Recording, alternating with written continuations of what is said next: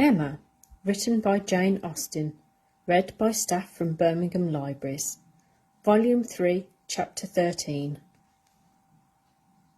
The weather continued much the same all the following morning, and the same loneliness and the same melancholy seemed to reign at Hartfield, but in the afternoon it cleared.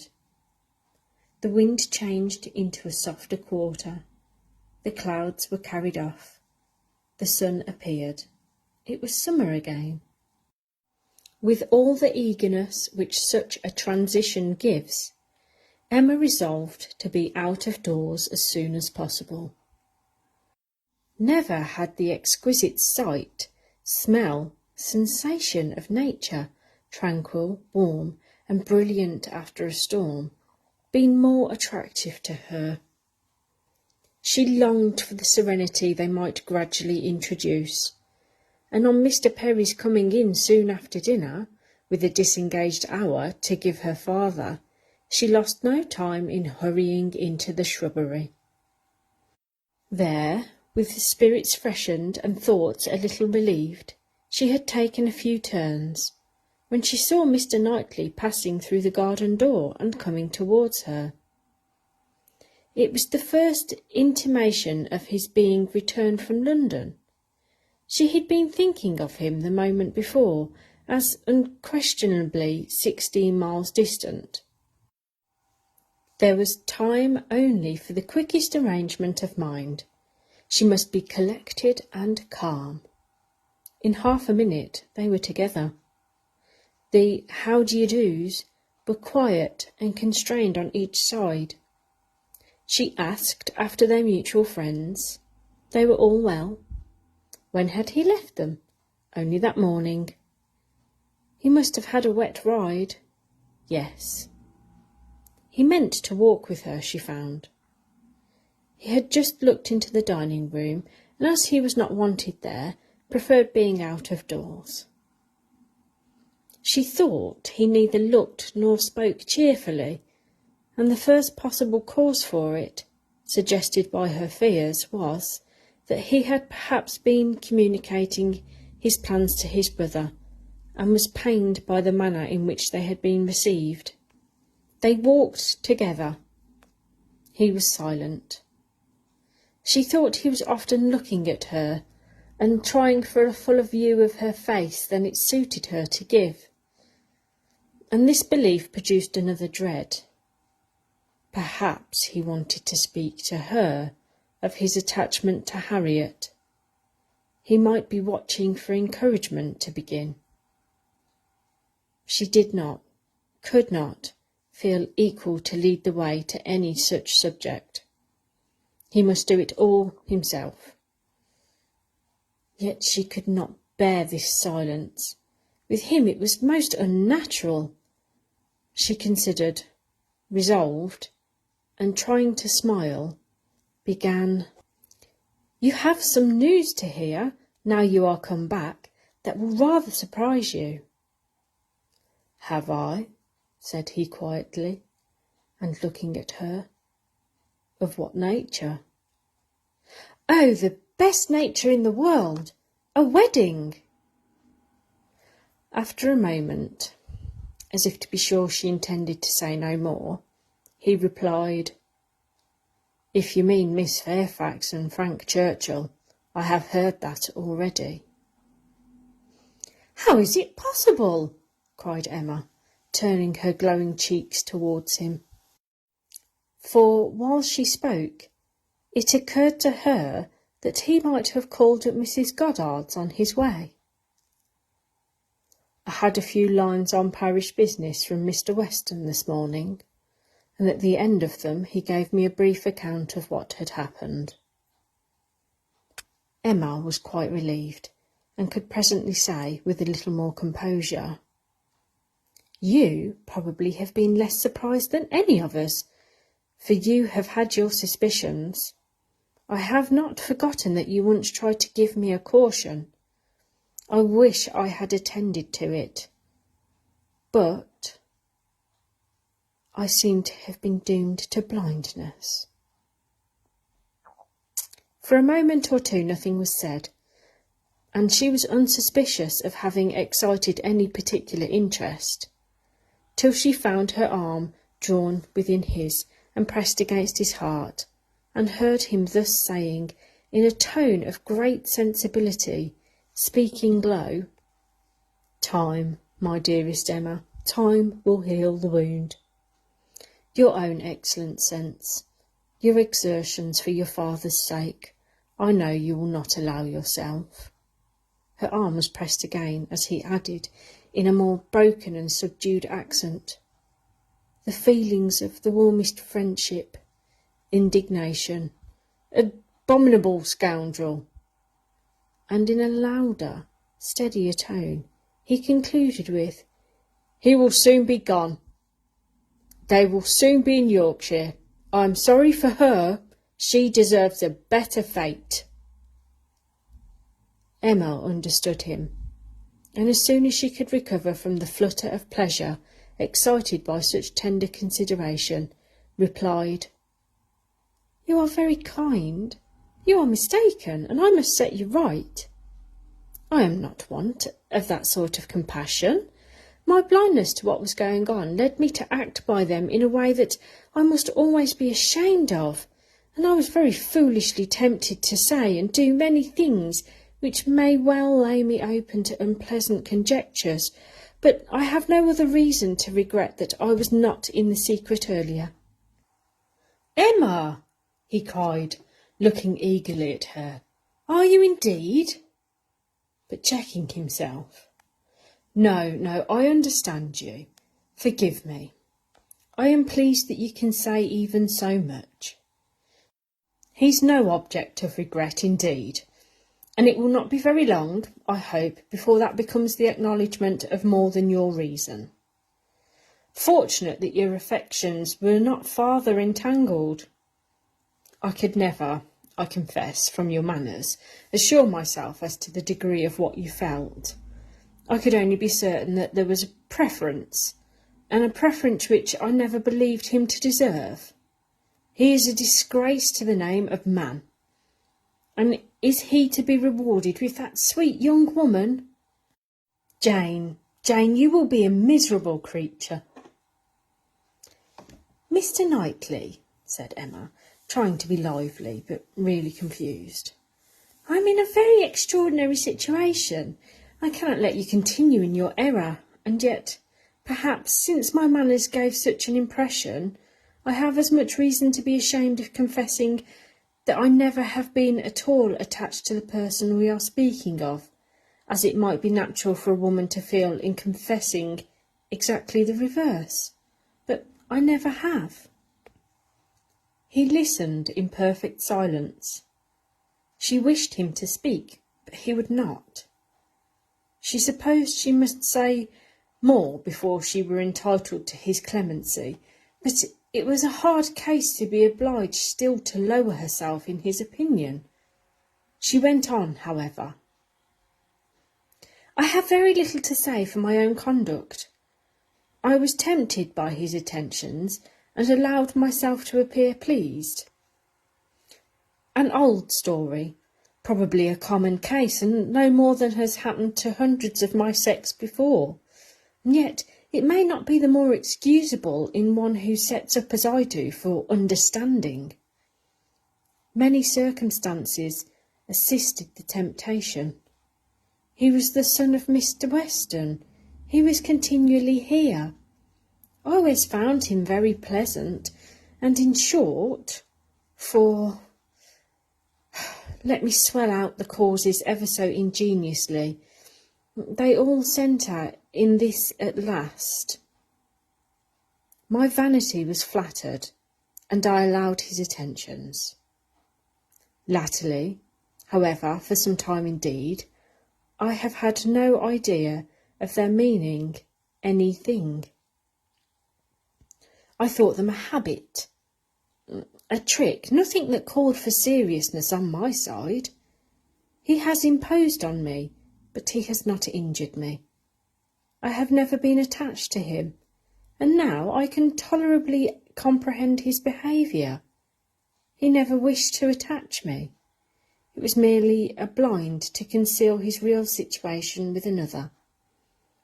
It was his object to blind all about him, and no one, I am sure, could be more effectually blinded than myself, except that I was not blinded, that it was my good fortune, that, in short, I was somehow or other safe from him. She had hoped for an answer here, for a few words to say that her conduct was at least intelligible, but he was silent, and as far as she could judge, deep in thought. At last, and tolerably in his usual tone, he said, "I have never had a high opinion of Frank Churchill. I can suppose, however, that I may have underrated him. My acquaintance with him has been but trifling, and even if I have not underrated him hitherto, he may yet turn out well. With such a woman he has a chance. I have no motive for wishing him ill, and for her sake, whose happiness will be involved in his good character and conduct, I shall certainly wish him well." "I have no doubt of their being happy together," said Emma. "I believe them to be very mutually and very sincerely attached." "He is a most fortunate man," returned Mr. Knightley with energy. "So early in life, at 23, a period when, if a man chooses a wife, he generally chooses ill. At 23 to have drawn such a prize! What years of felicity that man, in all human calculation, has before him! Assured of the love of such a good woman, the disinterested love, for Jane Fairfax's character vouches for her disinterestedness, everything in his favour. Equality of situation, I mean as far as regards society and all the habits and manners that are important. Equality in every point but one. And that one, since the purity of her heart is not to be doubted, such as much increases felicity, for it will be his to bestow the only advantages she wants. A man would always wish to give a woman a better home than one he takes her from, and he who can do it, where there is no doubt of her regard, must, I think, be the happiest of mortals. Frank Churchill is indeed the favourite of fortune. Everything turns out for his good. He meets a young woman at a watering place, gains her affection, cannot even weary her by negligent treatment. And had he and all his family sought round the world for a perfect wife for him, they could not have found her superior. His aunt is in the way. His aunt dies. He has only to speak. His friends are eager to promote his happiness. He had used everybody ill, and they are all delighted to forgive him. He is a fortunate man indeed. You speak as if you envied him. And I do envy him, Emma. In one respect, he is the object of my envy. Emma could say no more. They seemed to be within half a sentence of Harriet, and her immediate feeling was to avert the subject if possible. She made her plan. She would speak of something totally different. The children in Brunswick Square, and she only waited for a breath to begin, when Mr. Knightley startled her by saying, "You will not ask me what is the point of envy? You are determined, I see, to have no curiosity. You are wise, but I cannot be wise. Emma, I must tell you what you will not ask, though I may wish it unsaid the next moment." "Oh, then don't speak it, don't speak it. Take a little time. Consider. Do not commit yourself." "Thank you," he said, in an accent of deep mortification, and not another syllable followed. Emma could not bear to give him pain. He was wishing to confide in her, perhaps to consult her. Cost her what it would, she would listen. She might assist his resolution, or reconcile him to it. She might give just praise to Harriet, or by representing to him his own independence, relieve him from that state of indecision which must be more intolerable than any alternatives to such a mind as his. They had reached the house. "You are going in, I suppose," said he. "No," replied Emma, quite confirmed by the depressed manner in which he still spoke. "I should like to take another turn. Mr. Perry is not gone." And after proceeding a few steps, she added, "I stopped you ungraciously just now, Mr. Knightley, and I am afraid gave you pain. But if you have any wish to speak openly to me as a friend, or to ask my opinion of anything that you may have in contemplation, as a friend indeed you may command me. I will hear whatever you like. I will tell you exactly what I think." "As a friend," repeated Mr. Knightley. "Emma, that I fear is a word. No, I have no wish. Stay. Yes, why should I hesitate? I have gone too far already for concealment. Emma, I accept your offer, extraordinary as it may seem. I accept it, and refer myself to you as a friend. Tell me, then, have I no chance of ever succeeding?" He stopped in his earnestness to look the question, and the expression of his eyes overpowered her. "My dearest Emma," said he, "for dearest you will always be, whatever the event of this hour's conversation. My dearest, most beloved Emma, tell me at once. Say no if it is to be said." She could really say nothing. "You are silent," he cried with great animation.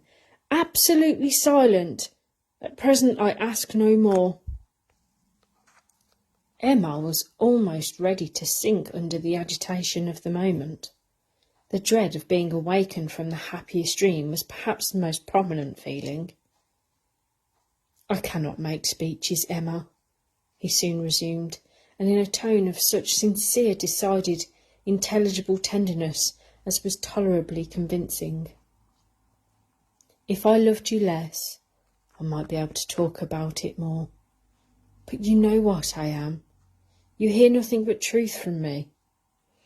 I have blamed you and lectured you, and you have borne it as no other woman in England would have borne it. Bear with the truths I will tell you now, dearest Emma, as well as you have borne with them. The manner, perhaps, may have as little to recommend them. God knows, I have been a very indifferent lover. But you understand me. Yes, you see, you understand my feelings, and will return them if you can. At present, I ask only to hear, once to hear your voice." While he spoke, Emma's mind was most busy, and, with all the wonderful velocity of thought, had been able, and yet without losing a word, to catch and comprehend the exact truth of the whole, to see that Harriet's hopes had been entirely groundless, a mistake, a delusion, as complete a delusion as any of her own, that Harriet was nothing, that she was everything herself, that what she had been saying relative to Harriet had been all taken as the language of her own feelings, and that her agitation, her doubts, her reluctance, her discouragement had all been received as discouragement from herself. And not only was there no time for these convictions, with all their glow of attendant happiness, there was time also to rejoice that Harriet's secret had not escaped her, and to resolve that it need not and should not. It was all the service she could now render her poor friend. For as to any of that heroism of sentiment which might have prompted her to entreat him to transfer his affection from herself to Harriet, as infinitely the most worthy of the two, or even the more simple sublimity of resolving to refuse him at once and for ever, without vouchsafing any motive, because he could not marry them both, Emma had it not. She felt for Harriet with pain and contrition, but no flight of generosity run mad, opposing all that could be probable or reasonable, entered her brain. She had led her friend astray, and it would be a reproach to her for ever. But her judgment was as strong as her feelings, and as strong as it had ever been before, in reprobating any such alliance for him as most unequal and degrading. Her way was clear, though not quite smooth. She spoke then, on being so entreated. What did she say? Just what she ought, of course. A lady always does.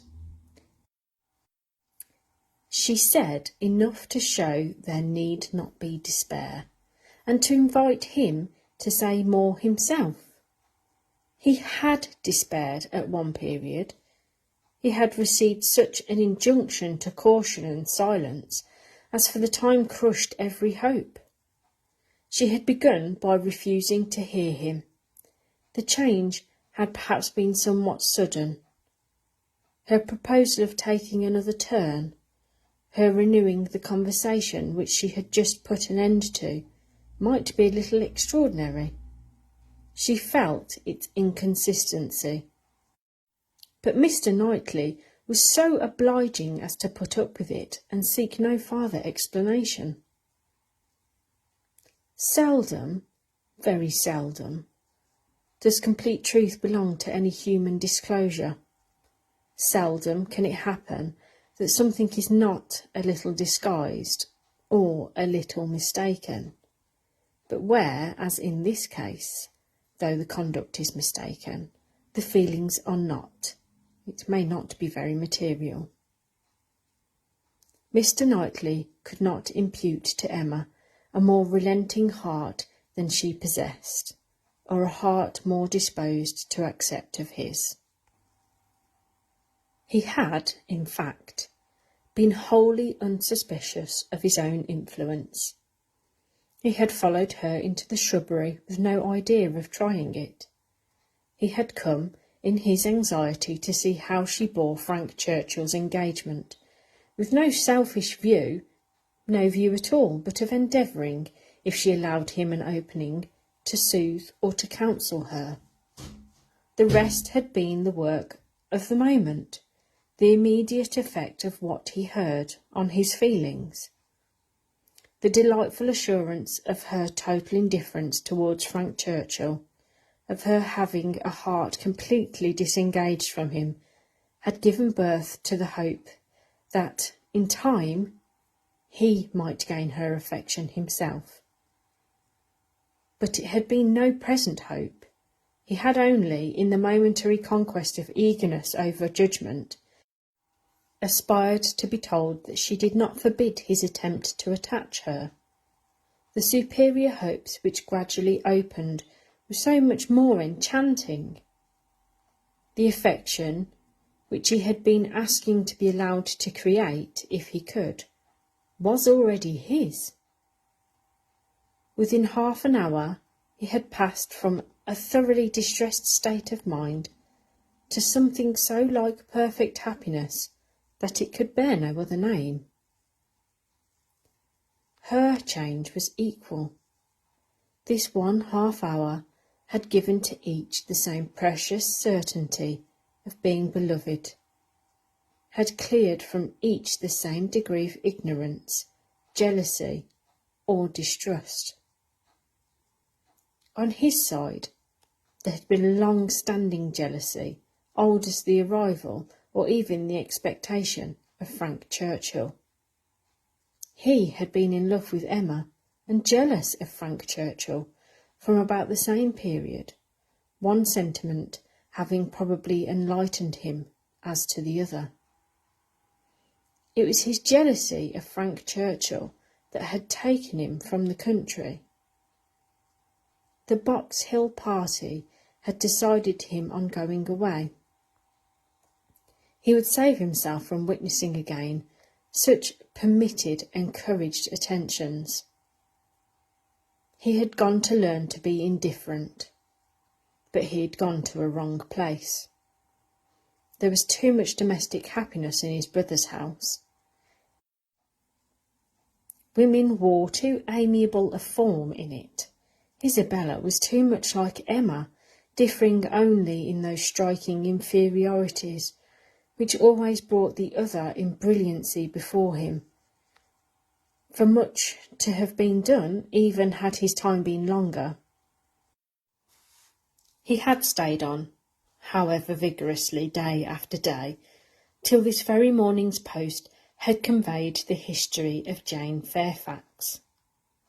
Then, with the gladness which must be felt, nay, which he did not scruple to feel, having never believed Frank Churchill to be at all deserving Emma, was there so much fond solicitude, so much keen anxiety for her, that he could stay no longer. He had ridden home through the rain, and had walked up directly after dinner, to see how this sweetest and best of all creatures, faultless in spite of all her faults, bore the discovery. He had found her agitated and low. Frank Churchill was a villain. He heard her declare that she had never loved him. Frank Churchill's character was not desperate. She was his own Emma, by hand and word, when they returned into the house. And if he could have thought of Frank Churchill then, he might have deemed him a very good sort of fellow. Emma, by Jane Austen, read by the staff from Birmingham Libraries, Volume 3, Chapter 14. What a totally different feelings did Emma take back into the house from what she had brought out. She had then been only daring to hope for a little respite of suffering. She was now in an exquisite flutter of happiness, and such happiness, moreover, as she believed must still be greater when the flutter should have passed away. They sat down to tea, the same party round the same table. How often it had been collected, and how often had her eyes fallen on the same shrubs on the lawn, and observed the same beautiful effect of the western sun. But never in such a state of spirits, never in anything like it, and it was with difficulty that she could summon enough of her usual self to be the attentive lady of the house, or even the attentive daughter. Poor Mr. Woodhouse little suspected what was plotting against him in the breast of that man whom he was so cordially welcoming, and so anxiously hoping might not have taken cold from his ride. Could he have seen the heart, he would have cared very little for the lungs, but without the most distant imagination of the impending evil, without the slightest perception of the thing extraordinary in the looks or ways of either, he repeated to them very comfortably all the articles of news he had received from Mr. Perry, and talked on with such self-contentment, totally unsuspicious of what they could have told him in return. As long as Mr. Knightley remained with them, Emma's fever continued, but when he was gone she began to be a little tranquillised and subdued, and in the course of the sleepless night, which was the tax for such an evening, she found one or two such very serious points to consider, as made her feel that even her happiness must have some alloy. Her father and Harriet. She could not be alone without feeling the full weight of their separate claims, and how to guard the comfort of both to the utmost was the question. With respect to her father, it was a question soon answered. She hardly knew yet what Mr. Knightley would ask, but a very short parley of her own heart produced the most solemn resolution of never quitting her father. She even wept over the idea of it, as a sin of thought. While he lived, it must be only an engagement. But she flattered herself, if that divested of the danger of drawing her away, it might become an increase of comfort to him. How to do her best by Harriet was a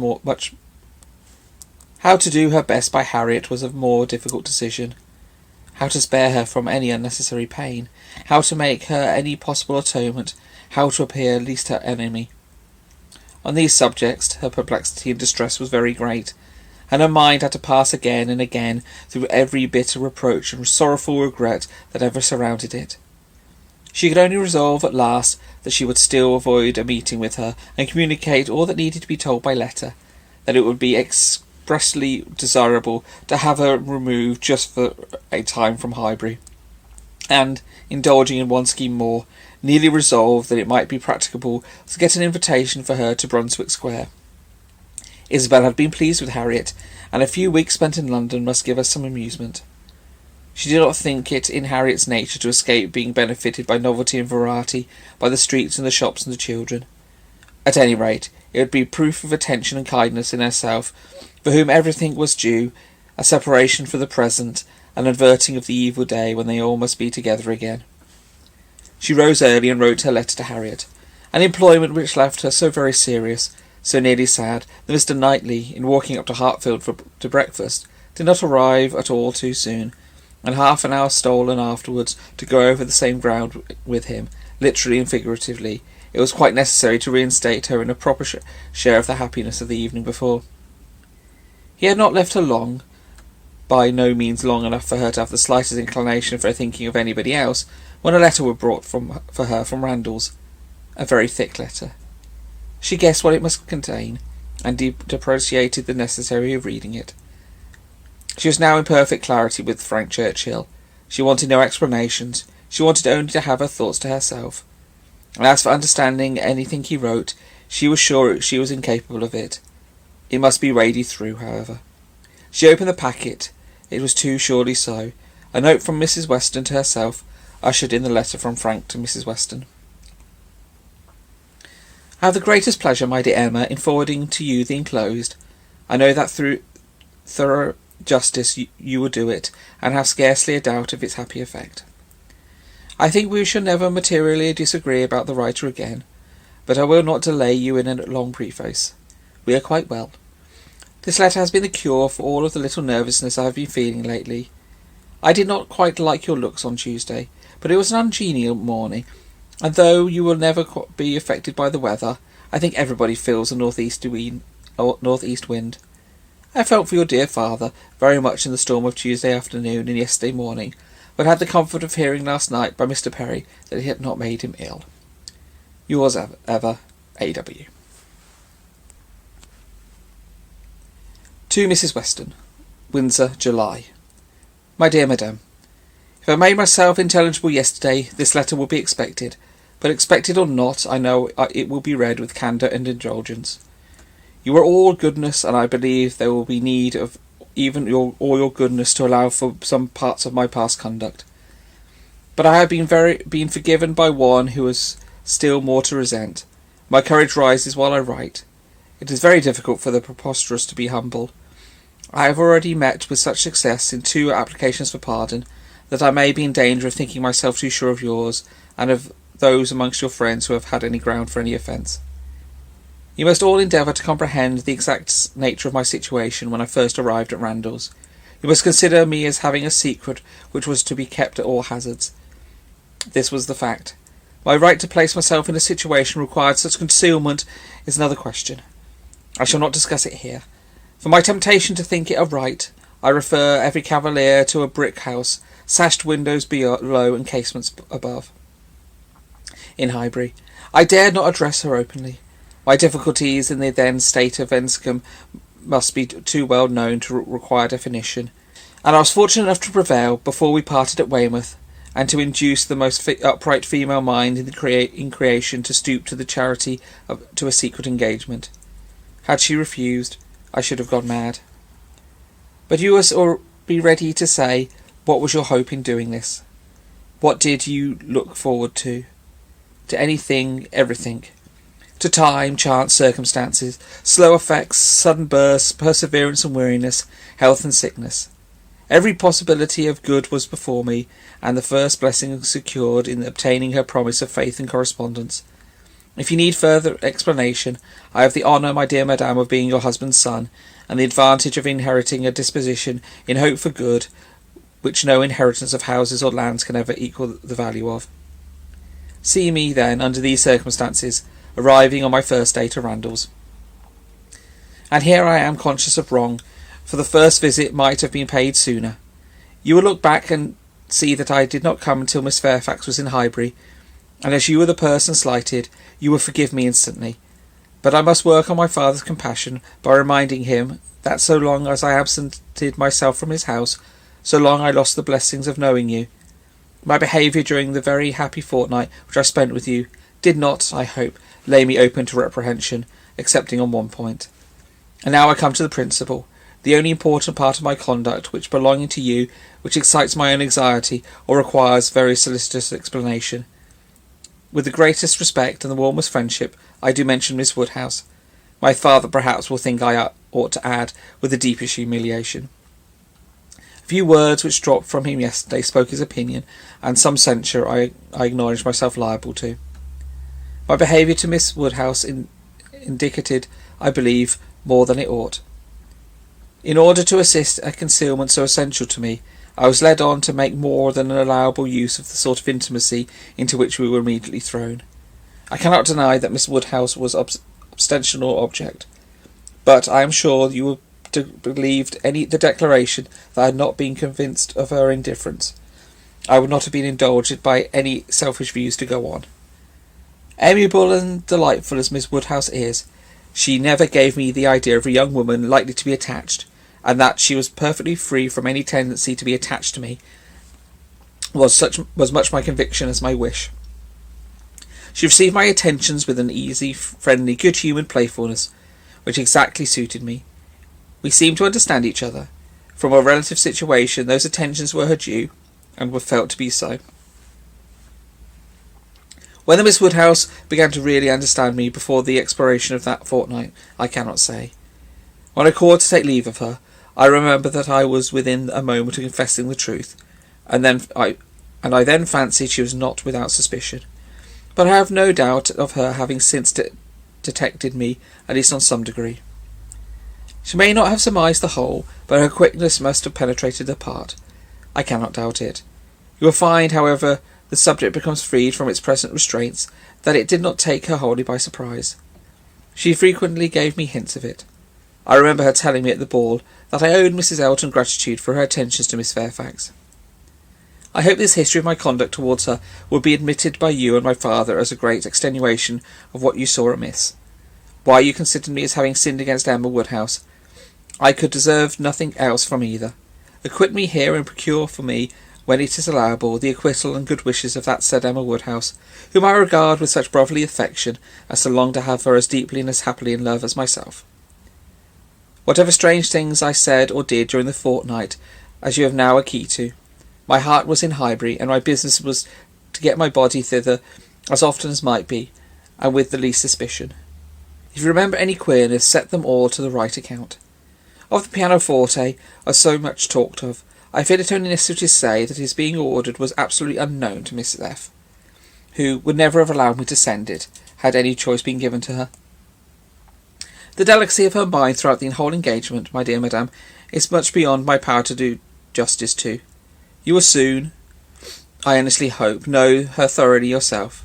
No description will describe her. She must tell you herself what she is. Yet not by word, for never was there a human creature who would so designedly express her own merit. Since I began this letter, which will be longer than I foresaw, I have heard from her. She gives a good account of her health, but, as she never complains, I dare not depend. I want to have your opinion of her looks. I know you will soon call on her. She is living in dread of a visit. Perhaps it is paid already. Let me hear from you without delay. I am impatient for 1,000 particulars. Remember how few minutes I was at Randalls, and in how bewildered, how mad a state, and now I am not much better yet. Still insane either from happiness or misery. When I think of the kindness and favour I have met with, of her excellence and patience, and my uncle's generosity, I am mad with joy. But when I recollect all the uneasiness I occasioned to her, and how little I deserve to be forgiven, I am mad with anger. If I could but see her again! But I must not propose it yet. My uncle has been too good for me to encroach her. I must still add to this long letter. You have not heard all you ought to hear. I could not give any connected detail yesterday, but the suddenness and, in one light, the unseasonableness with which the affair burst out needs explanations. For though the events of the 26th, as you will conclude, immediately opened to me the happiest prospects, I should not have presumed on such early measures, but from the very particular circumstances, which left me an hour to lose. I should have myself have shrunk from anything so hasty, and she would have felt every scruple of mine with multiplied strength and refinement. But I had no choice. The hasty engagement she has entered into with that woman. Here, my madame, I was obliged to leave off abruptly to recollect and compose myself. I have been walking over the country, and I am now, I hope, rational enough to make the rest of this my letter what it ought to be. It is, in fact, a most mortifying retrospect for me.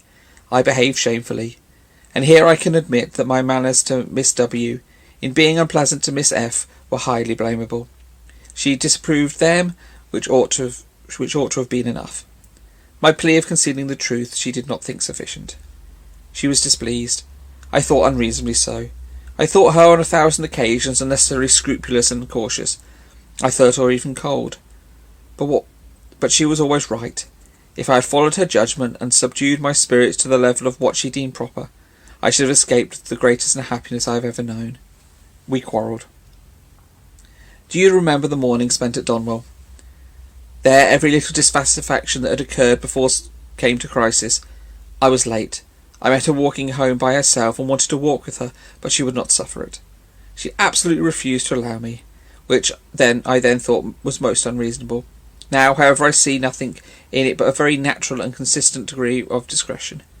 While I, to blind the world to our engagement, was behaving 1 hour with objectionable proclivity to another woman, was she to be consenting to the next to a proposal which might have made every previous caution useless? Had we been met walking together between Donwell and Highbury, the truth must have been suspected. I was mad enough, however, to resent. I doubted her affection. I doubted it even more the next day on Box Hill, when, provoked by such conduct by my side, such shameful, insolent neglect of her, and such apparent devotion to Miss W, as it would have been impossible for any woman of sense to endure, she spoke her resentment in form of words perfectly intelligible to me.